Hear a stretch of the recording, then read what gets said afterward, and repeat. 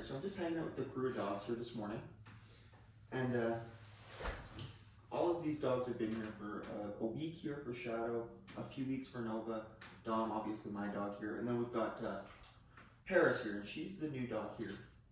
And she's been here for a few days now, right? So this is all pretty new stuff to her. And as you can see, if you can see that on the video, she's shaking right now, right? She's in a downstay, her head is down, but she's shaking. Just a minute ago, she was in the downstay, but her head was up and she was panting, right? She was panting quite heavily through her mouth, like that. And what we did is when she put her head up and started panting like that, I said, shh, and I gave a little tap on the e-collar here, a little correction, and I corrected her for entering that state of mind where she began to pant. And she put her head down and she continued to start to breathe through her nose again, and she's relaxing herself, right? So she's shaking, right? She's shaking right now, but just a minute ago she was with her head up panting, right? And so she's trying to figure out here what she can do to try and enter a more relaxed state, right? Because I disagree if she gets up, right? If she breaks this command, I'm going to definitely disagree with that and correct that with the e-collar. But if she puts her head up and starts panting and entering that really anxious state of mind, I'm going to correct that as well, right? I'm going to remind her, hey, don't enter that state of mind, put your head back down and try and relax, right? And this is a very new concept for her. This is a very new concept for Paris. She is a dog that is used to doing whatever she wants, right? She lives pretty much freely within her owner's house or within their yard, right? She has a huge area she can run around outside, and she pretty much runs around all day long inside with the small children and stuff in a very kind of chaotic household, I imagine, right? And so, yeah, like I said, she's used to doing whatever she wants, and now she's here, right? And she's being held accountable for these actions, right? I'm asking her to stay here with all these other dogs in an area that she maybe doesn't want to be in. She would rather be down in her crate right now, most likely, or even out the door, who knows, right? But I'm asking her, and I'm holding her accountable for this downstay, right? So I'm asking her to stay down, and if she breaks this stay, I've taught her that if she breaks this stay, she's going to feel the pressure on the e-collar, and the only way that that pressure turns off is to return to that command, right? And like I said, if I was to give her a release cue right now, she would probably get up and just go right down towards her crate, whatever the case is, right? She's still a little uncomfortable. But I'm asking her to stay in this down position, and she's struggling with that. That's that internal battle happening right there. That's what that shaking is. But quickly, very quickly here, give it a few more days, and she will really relax in this position, like all these other dogs are relaxing right now. She will learn to relax in the exact same way. It's just a bit more of a struggle for her. Like I said, she's used to doing whatever she wants at any time, and nobody has asked her, sorry, I shouldn't say nobody has asked her to do anything other than that. People have definitely asked her, but they've never told her and held her accountable in a way that's meaningful for her. So this is a very new concept for her, and it is causing her stress, right? Limiting these behavioral choices that she has is causing her a bit of stress at the moment, right? But she will work through that. We'll work her through that. Down, and she'll learn a new coping mechanism when it comes to that stuff, right? Which is to lay down here, relax, breathe through your nose, right? We like them. That's why I correct that head up panting, right?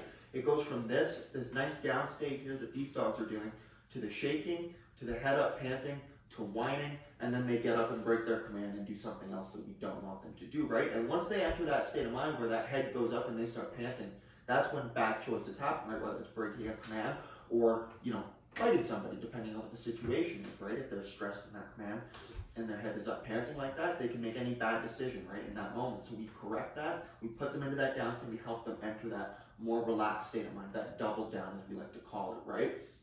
And again, it's just a tap on that e-collar, but we're essentially punishing that behavior, that head up, that panting happening, and they go into this down, right, which she's not used to being in, and again, she's having that internal struggle, right? And so she's shaking it off right now, right? It's releasing in a different way. If you saw her head come up and she started panting right now, which may or may not happen here, I'll let it happen if it does, but if her head comes up and she starts panting, you'll see the shaking stops, right? Because she's releasing that energy in a different way, right? But it's not healthy, right? It's just a progression into her breaking this command, getting up and getting more and more stressed, right? And then making her own decisions, which I don't want her to do because, again, historically, she makes very, very bad decisions. She bites people that come into the house. She bites children that run by her. She'll bite people going into certain areas of the house.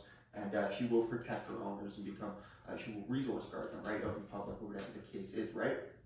And so she does have a history of making her own decisions, and they're typically pretty bad decisions, right? I shouldn't say they're typically bad decisions. If they were typically bad decisions, she probably wouldn't be around anymore, right?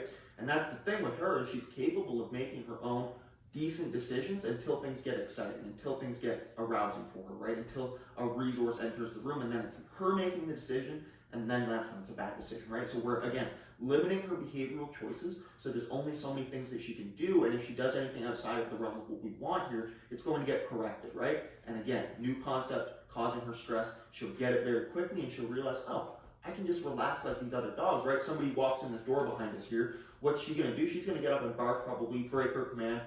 Probably not here in this environment, she won't, but at home she definitely would. But these dogs here, they might look, but then I'll say down, or I won't even say anything depending, and they will relax. They won't interact with that resource because they know that it will be mine, and they don't make the decisions. Otherwise, again, I will correct them for it, right? No, Dom, here, down.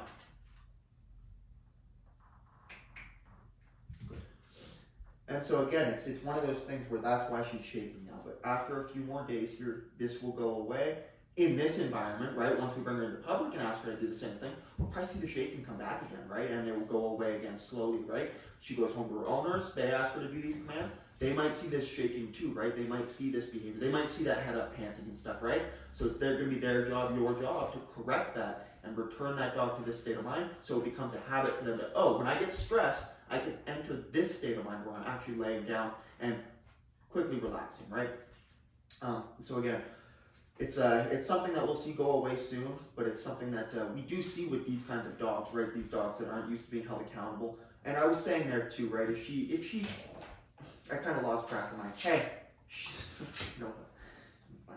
I lost track of my train of thought there, but like I said, she typically does probably make pretty good decisions when she's free in the home, right? Otherwise, she wouldn't be around anymore. If she was just biting the owner's kids nonstop, that would be a big thing, right? But I shouldn't say that either because they've only had her for a little bit of time. I think they've only had her for maybe 6 months or something. Maybe that's wrong.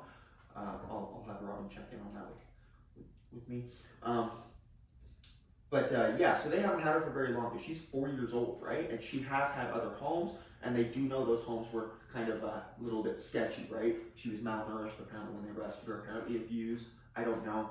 But she's 4 years old, she's been through multiple homes. This is a new home for her that she was just put into, and now she's in another new home where she's actually learning the lessons that she needs to learn to become a good domesticated pet dog that does not bite people, that does not make their own poor decisions, instead defers to us to make those decisions and has coping mechanisms in place like relaxation so they can shut off completely, right? And not have to worry about certain things that enter the environment, not have to worry about certain situations, and eventually just lay down, breathe through their nose and relax, right?